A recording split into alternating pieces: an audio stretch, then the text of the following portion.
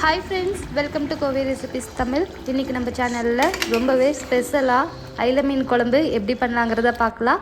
South Indian டிஷ்லேயே பார்த்திங்கன்னா கேரளாலேயும் தமிழ்நாட்டில் விருதுநகர்லேயும் இந்த மீன் குழம்பு ரொம்பவே ஃபேமஸ். அது மட்டும் இல்லை, நம்ம அடிக்கடி அயில மீன் குழம்பு நம்ம வீட்டில் செஞ்சு சாப்பிட்டா நம்ம உடம்புக்கு நல்லது தான்.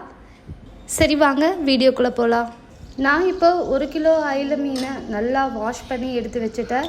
இப்போது குழம்பு செய்கிறதுக்காக ஒரு பேனில் எண்ணெய் ஊற்றி நல்லா எண்ணெய் காஞ்சதும் ஒரு கைப்பிடி அளவு சின்ன வெங்காயத்தை முழுசாக அப்படியே போட்டு எண்ணெயில் நல்லா வறுத்துக்கலாம்.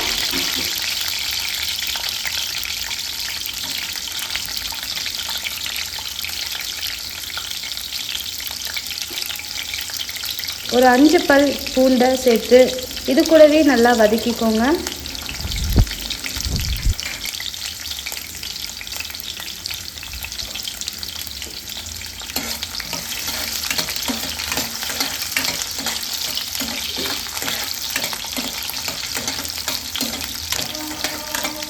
நல்லா பூண்டு சின்ன வெங்காயமும் பொன்னிறம் ஆகிற வரைக்கும் நல்லா வதக்கி எடுத்ததுக்கப்புறம் ஒரு மிக்ஸி ஜாரில் இதை அப்படியே மாற்றிக்கோங்க.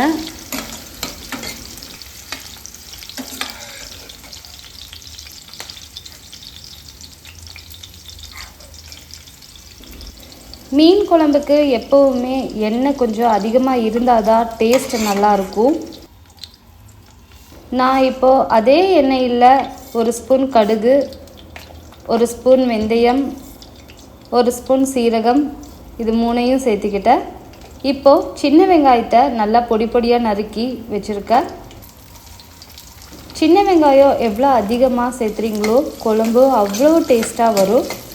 முடிஞ்ச அளவுக்கு மீன் குழம்புக்கு பெரிய வெங்காயம் யூஸ் பண்ணாமல் சின்ன வெங்காயமே யூஸ் பண்ணி பாருங்கள்.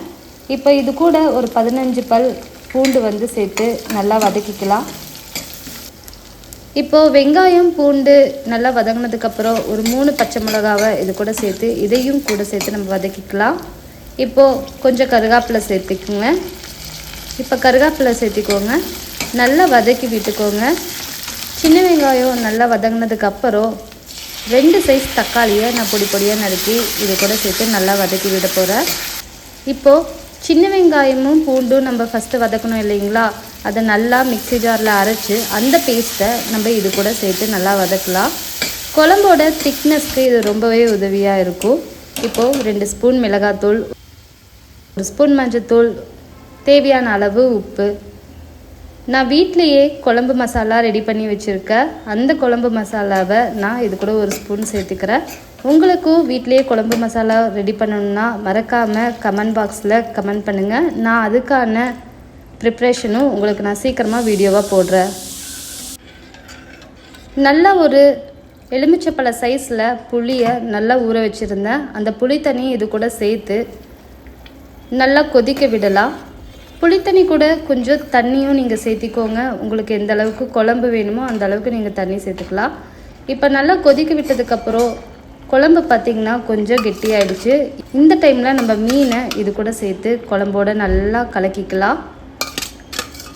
மீன் கொஞ்ச நேரம் வெந்தால் போதும், அதனால் மூடி போட்டு சிம்மில் ஒரு 5 நிமிஷம் நல்லா மீனை வேக வச்சாலே போதும். மீன் நல்லா வெந்திருக்கும்.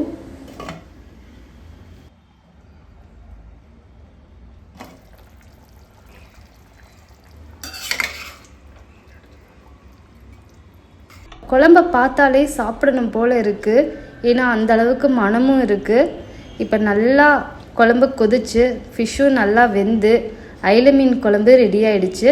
அப்புறம் என்ன, இலையை போட்டு சாப்பாடு போட்டு இந்த மீன் குழம்பை ஊற்றி சாப்பிட்டு பாருங்கள், வேறு லெவலில் இருக்கும்.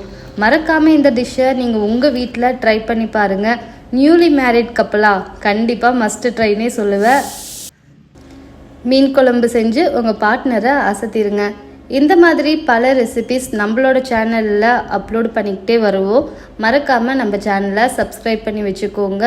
கூடவே அந்த பெல் ஐக்கானையும் கிளிக் பண்ணிக்கோங்க. தேங்க்யூ.